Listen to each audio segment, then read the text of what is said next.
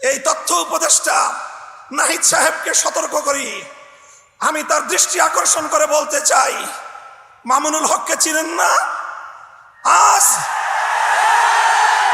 আজকে ফ্যাসিবাদ বিলোপ হওয়ার 1.5 মাসের মাথায় আমার বিরুদ্ধে অনলাইনে ফেসবুক কর্তৃপক্ষ সহ ইউটিউব কর্তৃপক্ষ সহ অঘোষিত নিষেধাজ্ঞা জারি করে রেখেছে। আমার নিউজ কভার করে এই পর্যন্ত বাংলাদেশে প্রায় শতাধিক জাতীয় নিউজ পোর্টাল তারা রেস্ট্রিকশনের শিকার হয়েছে। আপনারা ওখানে বিলাসিতা করেন, বৈষম্যের বিরুদ্ধে সংগ্রামী আমাদেরকে আমাদের সমস্যাগুলোকে সমাধান করবার কোনো চিন্তা আপনাদের নাই। আপনারা উপদেষ্টা পরিষদ রাষ্ট্র পরিচালনা করতে পারবেন না আমাদের সহযোগিতা ছাড়া।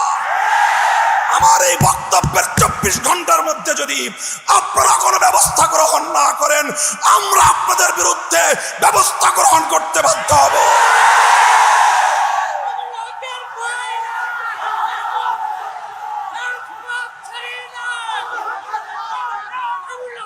সংগ্রামী সাথী ও বন্ধুগণ, আমরা পরিষ্কার ভাষায় বলি, আন্দোলনে ছিলাম আমরা, সংগ্রামে ছিলাম আমরা, রক্ত দিয়েছি আমরা, কারারুদ্ধ হয়েছি আমরা, অন্যায় অপমানের শিকার হয়েছি আমরা, ষড়যন্ত্রের শিকার হয়েছি আমরা, যুদ্ধ করে বিজয়ের রণাঙ্গনেও ছিলাম আমরা।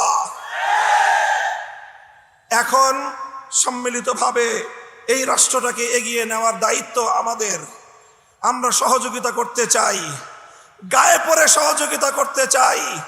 আমাদের গায়ে পড়ে সহযোগিতা যদি পায়ে ঠেলতে চান, সে পা ভেঙ্গে গুড়িয়ে দিতে এক মুহূর্ত আমরা বিলম্ব করব না।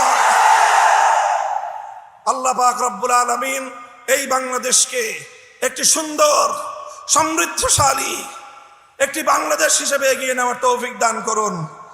আমরা পরিষ্কার ভাষায় বলি, আমরা ইসলামী রাজনীতি করি, এদেশে খেলাফত রাষ্ট্র ব্যবস্থা প্রতিষ্ঠার জন্যই আমাদের জীবন যৌবনকে আমরা উৎসর্গ করতে চাই। আপনারা কে কি রাজনীতি করবেন আপনাদের বিষয়। আমরা আমাদের আদর্শ আপনাদের উপর জোর করে চাপিয়ে দিতে চাই না, কিন্তু আমাদের রাজনীতির প্রতি যদি কেউ বৈষম্যমূলক দৃষ্টিভঙ্গি নিয়ে তাকাবার চেষ্টা করেন, চোখ উপড়ে ফেলবো। আমরা কারো করুণা চাই না, অধিকার চাই। ভিক্ষা চাই না, আমরা অধিকার চাই। অধিকার যদি সহজে না দেয়, অধিকার আদায় করে নিতে পারি আমরা। রক্তের প্রয়োজন হলে রক্ত দেই, অধিকার আমরা আদায় করে নেই। আমাদের এই কথাগুলো, আমাদের অবস্থান এবং আমাদের এই বাংলাদেশের গণমানুষের সঙ্গে আমাদের রিলেশনটাকে নতুন করে পড়ে নিবেন। যদি কেউ যদি আমাদের ব্যাপারে অন্য কোনো ভাবনা ভাবতে চান, তাহলে আপনাদেরকে রাজপথে মোকাবেলার দাওয়াত থাকলো। সংগ্রামী সাথী ও বন্ধুগণ, একটি সুন্দর বাংলাদেশ গড়ে উঠুক, বৈষম্যহীন বাংলাদেশ গড়ে উঠুক।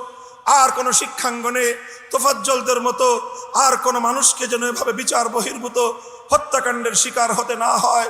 সকল বিচার বহির্ভূত হত্যাকাণ্ডগুলোকে তদন্তপূর্বক প্রকৃত দোষীদের বিরুদ্ধে ব্যবস্থা গ্রহণের দাবি জানিয়ে একটি সুন্দর সুশৃঙ্খল উপনিবেশহীন, উপনিবেশবাদহীন, উপনিবেশবাদ মুক্ত স্বাধীন একটি স্বনির্ভর জাতি গঠনের জন্য যা যা করতে হয় তা করার জন্য আহ্বান এবং তার সহযোগিতার আহ্বান জানিয়ে বক্তব্য শেষ করলাম।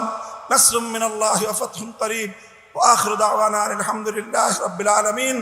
বাংলাদেশ খেলাফত ছাত্র মজলিস জিন্দাবাদ, বাংলাদেশ খেলাফত মজলিস